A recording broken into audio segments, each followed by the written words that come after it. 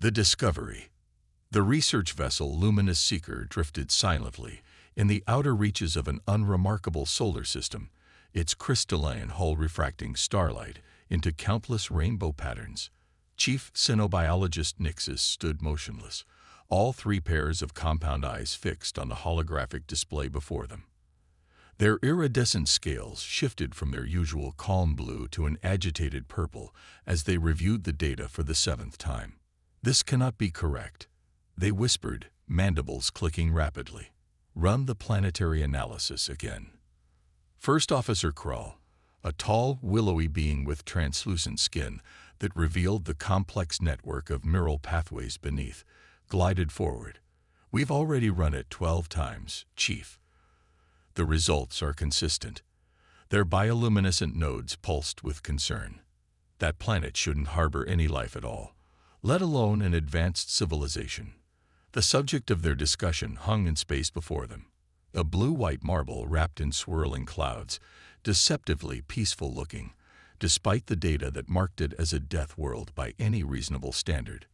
"Look at these readings," Nixus gestured, bringing up streams of data with a wave of their upper appendages. Surface gravity nearly double the galactic average for developed worlds. Atmospheric oxygen levels that should result in constant combustion. Temperature variations that would kill most species. Active tectonic plates causing regular catastrophic events. And the radiation levels from their star. They trailed off, mandibles twitching. "Yet they not only survive," Krull added, "they thrive. 8 billion inhabitants, Chief. Cities visible from orbit. Artificial satellites. Active space programs. They're on the verge of becoming an interstellar species." The ship's behavioral analyst, Ziri, a being composed of interconnected crystalline structures that chimed softly as they moved, approached the observation window. "The psychological profiles are even more disturbing. They deliberately seek out dangerous situations. They have recreational activities that risk death. They willingly expose themselves to extreme conditions for what they call sport." Nixus brought up footage their probes had collected. Humans climbing sheer ice cliffs, diving into oceanic trenches, running for dozens of kilometers in extreme heat, fighting animals many times their size, building cities in active volcanic regions. "Their entertainment involves simulated conflict," Ziri continued, their crystals vibrating with fascination. "Their young engage in risky physical activities as part of normal development. They intentionally consume substances that cause psychological alterations. They've turned their predatory persistence hunting techniques into leisure activities. And their adaptability," Krull added, pulling up medical data. "They can survive the loss of limbs, recover from massive trauma, heal broken bones, and adapt to almost any environment on their planet, from frozen wastelands to scorching deserts." Nixus's scales shifted to deep indigo, their species' color of deep contemplation. "The implications are staggering. Every principle we have about habitable worlds and the development of intelligent life. This single planet challenges them all. The Council must be informed immediately," Krull stated, neural pathways flashing with urgency. "Yes," Nixus agreed, "but there's something else to consider." They turned to face their colleagues, scales now rippling with determined gold. "If they can survive and thrive in conditions we consider unsurvivable, what else are they capable of? And more importantly, can we afford not to make contact?" The chamber fell silent as the implications sank in. On the main screen, a human child laughed while playing in what should have been leafily cold snow, while another group of humans celebrated after climbing a mountain at heights where the air was too thin to support life by galactic standards. "Begin preparations for contact protocols," Nixus commanded, their voice firm. "But first, we need to understand them better. Expand our observation network. I want to know everything about these humans before we reveal ourselves. Their strengths, their weaknesses, their social structures, their conflicts. And if they detect us," Ziri chimed questioningly. Nixus's scales flickered with what might have been amusement. "Then we'll discover firsthand just how adaptable they are to first contact situations. They turned back to the image of Earth, watching as it rotated serenely in space, harboring its impossible inhabitants. One thing is certain: the galaxy will never be the same once they join the wider community. As the Luminous Seeker continued its observation mission, none of its crew could shake the feeling that they weren't just documenting a new species. They were witnessing the emergence of a force that would reshape their understanding of life itself. On the planet below, humanity continued its daily activities, blissfully unaware that their very existence had just upended millennia of galactic scientific consensus. First contact preparations. The Grand Chamber of the Galactic Council hummed with an unprecedented level of activity. Representatives from over 500 spacefaring civilizations filled the vast crystalline dome, their varied forms creating a living tapestry of evolutionary diversity. The chamber, designed to accommodate beings from every known habitable environment, struggled to maintain optimal conditions as more delegates arrived. High Counselor Venn, a being of pure energy contained within an ornate field matrix, pulsed with concern as they reviewed the final report from the Luminous Seeker. Around them, the Council's inner circle, the most experienced members of galactic society, displayed their own signs of agitation. "The data is unambiguous," announced Senior Analyst Nixus, their scales now a formal shade of silver as they addressed the assembly. "Earth represents not just a statistical anomaly, but a complete paradigm shift in our understanding of species development." The holographic display above the chamber center showed Earth in real time, various data streams highlighting what many delegates considered impossibilities. "Consider their response to what we would classify as catastrophic events," Nixus continued, bringing up footage of human emergency responses. "When their settlements are destroyed by natural disasters, they don't abandon the region. They rebuild, often with improved structures. They treat regular geological upheavals as mere inconveniences." A representative from the Helios Collective, a species that had evolved in the stable environment of a binary star system, raised their photonic appendage. "But surely this indicates a dangerous level of aggressive persistence. Their inability to recognize and avoid threats suggests primitive survival instincts, not intelligence." Laughter rippled through the chamber, 1,000 different species expressing amusement in their own unique ways. High Counselor Venn's energy field flickered with what might have been impatience. Primitive. They projected their thoughts clearly. They split the atom while still using combustion engines. They reached their moon using computers less powerful than our maintenance drones. They mapped their own genome before developing reliable weather control.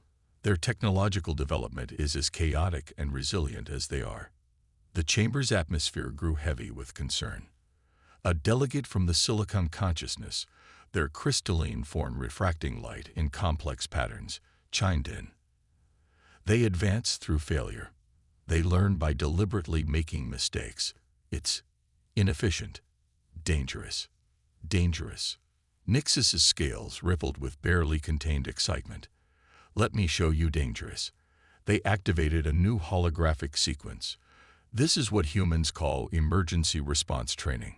The assembly watched in stunned silence as humans deliberately entered burning buildings, dove into turbulent waters, and dropped from high altitudes to rescue others.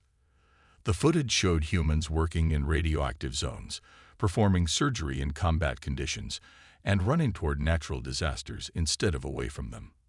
"They have a saying," Nixus explained, "where angels fear to tread."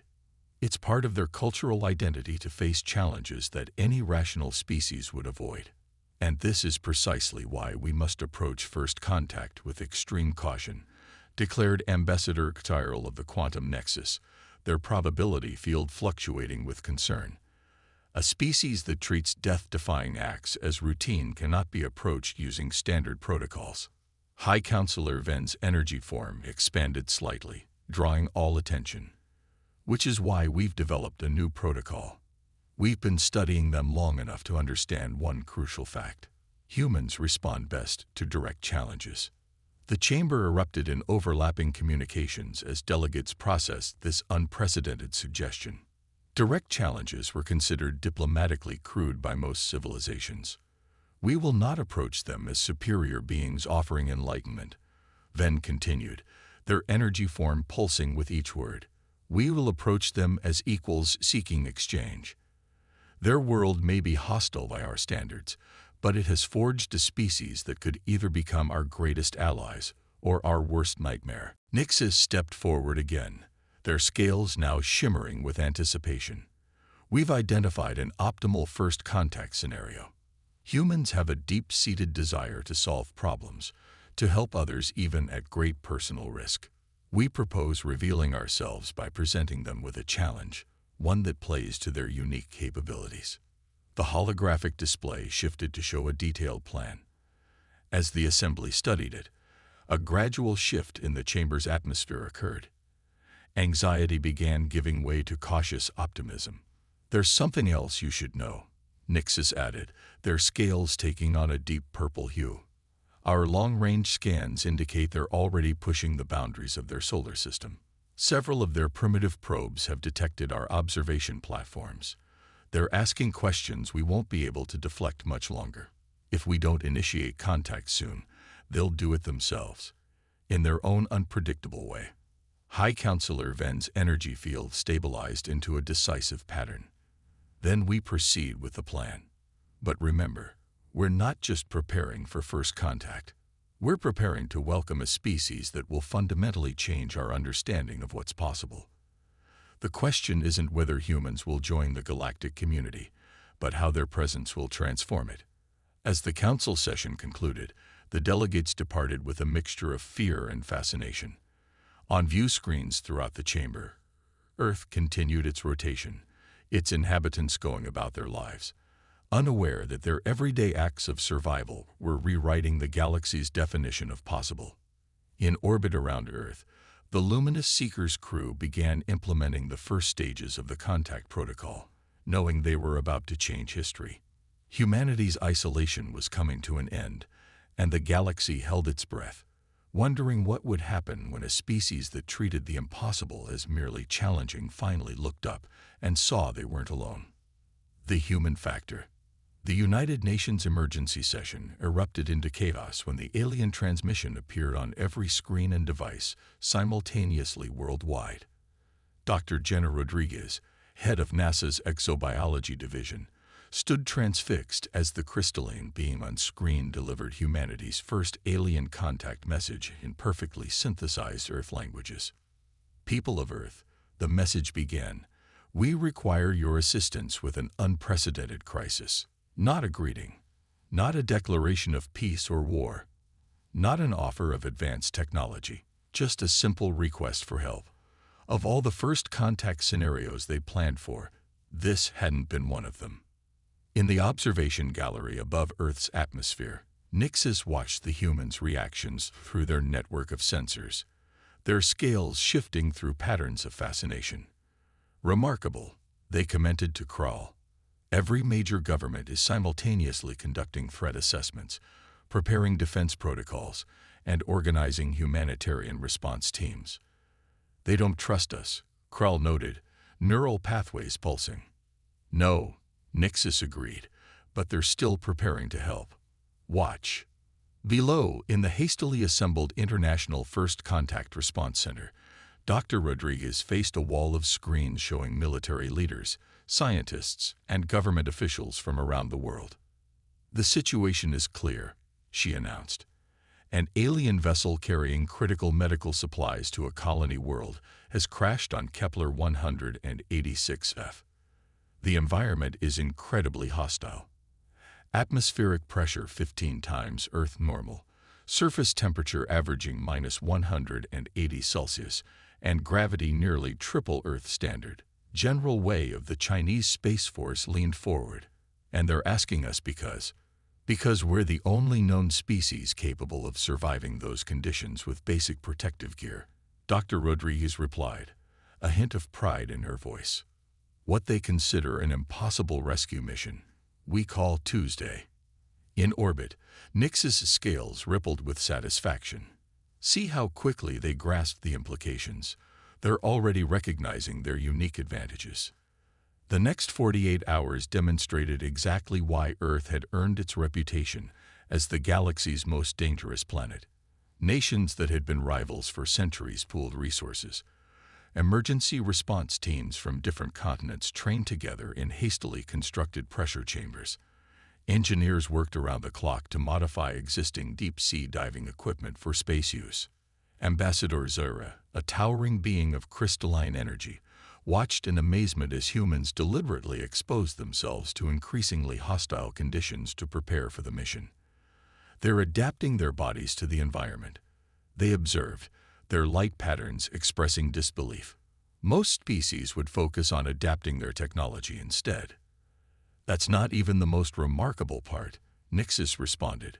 Watch their training simulations. In a massive pressure chamber in Kazakhstan, international rescue teams practiced operations under crushing pressure and extreme cold. What stunned the alien observers wasn't that humans could survive these conditions. It was how they treated failure. They're deliberately failing, Krull noted, their neural patterns showing confusion, making mistakes on purpose. To learn from them, Nixis explained. They have a saying, better to fail in practice than in reality.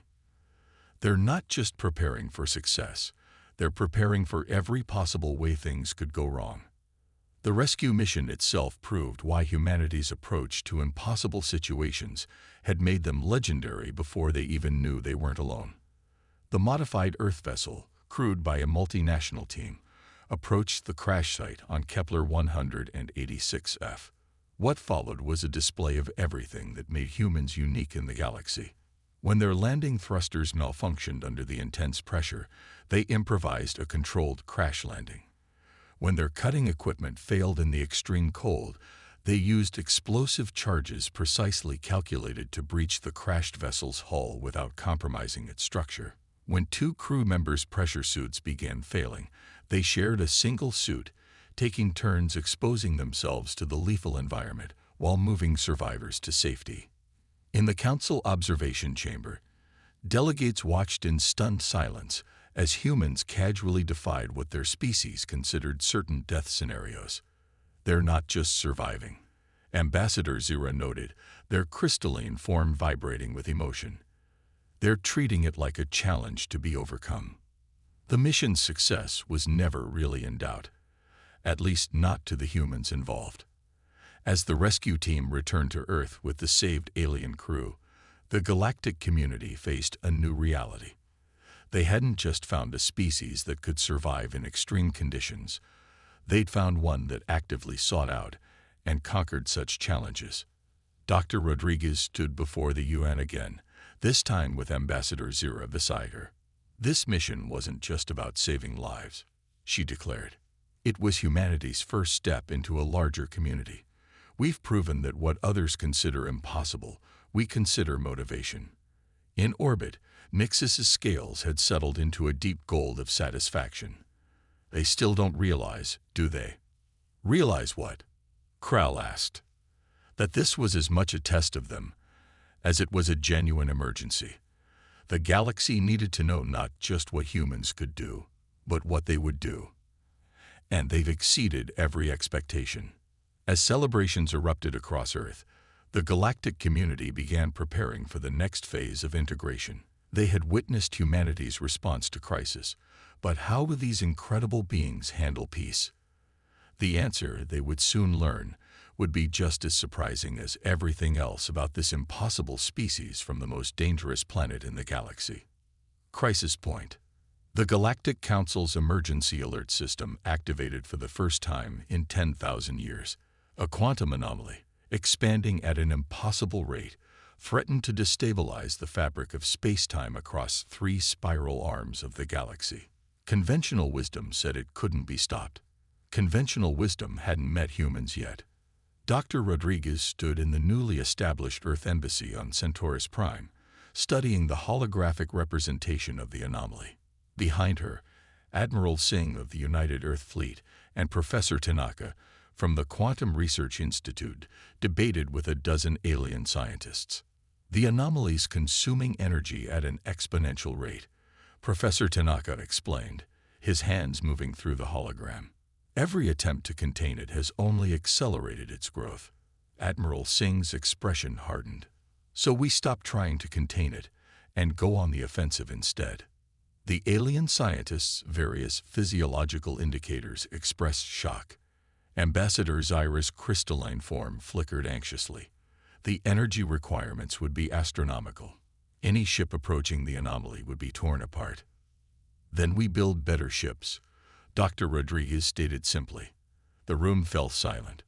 We've been reviewing your ship designs. They're brilliant, but they're all built on the assumption of operating in optimal conditions. We need ships that thrive in chaos.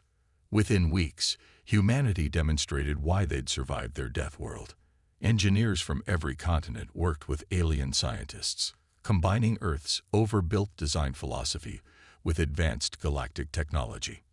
The result was the Prometheus-class vessels, ships that didn't just withstand extreme conditions but drew power from them. But the ships were only part of the solution. The mission itself seemed suicidal by any rational standard, which is exactly why humans were perfect for it. The plan is elegantly simple, Dr. Rodriguez explained to the council. We'll use the anomaly's own energy against it, like a martial artist using an opponent's strength to defeat them. This is madness, a council member protested. You're talking about sending living beings into a quantum singularity. Admiral Singh stepped forward. We've already got more volunteers than we can use. This is what we do. We see the impossible as a challenge, not a barrier. The mission launched with a multinational human crew supported by alien technical advisors. As the Prometheus ships approached the anomaly, the galaxy held its breath. What followed would be written into legend across 1,000 worlds. New horizons. The quantum anomaly collapsed in on itself with a flash visible across half the galaxy. For 3 agonizing hours, there was no sign of the mission fleet. Then, one by one, the Prometheus ships emerged from the residual quantum foam, their crews battered but triumphant. The celebration that followed transcended species barriers. Humanity hadn't just saved billions of lives, they'd rewritten the rules of what was possible. Again. 6 months later, the Galactic Council convened a special session. High Counselor Ven's energy form pulsed with formal dignity as they addressed the assembly. The events of the past year have forced us to confront our own limitations, not physical limitations, but those of imagination and will. We classified Earth as the most dangerous planet in the galaxy, its inhabitants as impossibly resilient. We were wrong. Nixus, now serving as Earth's scientific liaison, watched their scales shift to a new color, one that reflected hope and possibility. Earth isn't dangerous, Ven continued. It's challenging, and its people aren't impossible. They simply refuse to accept impossibility. Today, we formally recognize Earth, not just as a member of the galactic community, but as the home of a species that will help us all reach beyond our perceived limitations. Dr. Rodriguez, standing as Earth's first galactic ambassador, took the podium. Around her, representatives from hundreds of worlds watched with a mixture of awe and anticipation. We have a saying on Earth, she began. The difficult we do immediately. The impossible takes a little longer.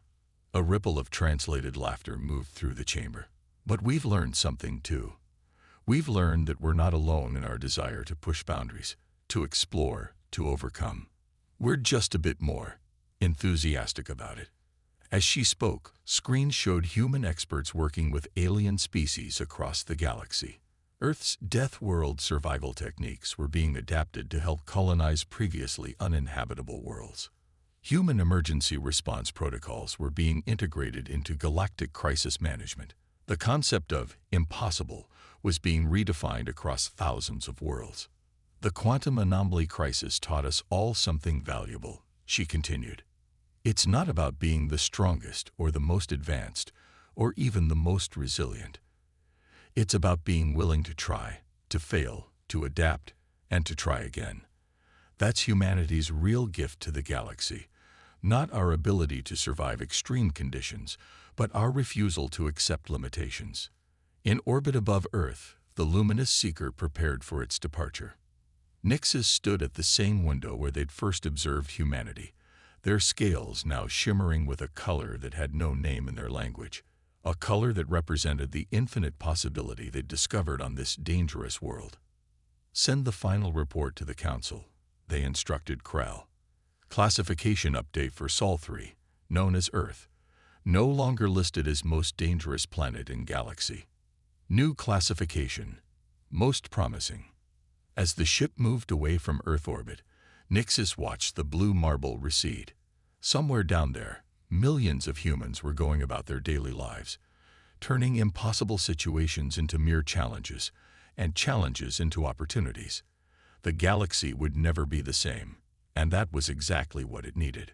The most dangerous planet in the galaxy had become its greatest source of hope, not because its inhabitants had changed, but because they'd helped everyone else see that limitations were often just another human invention, waiting to be overcome.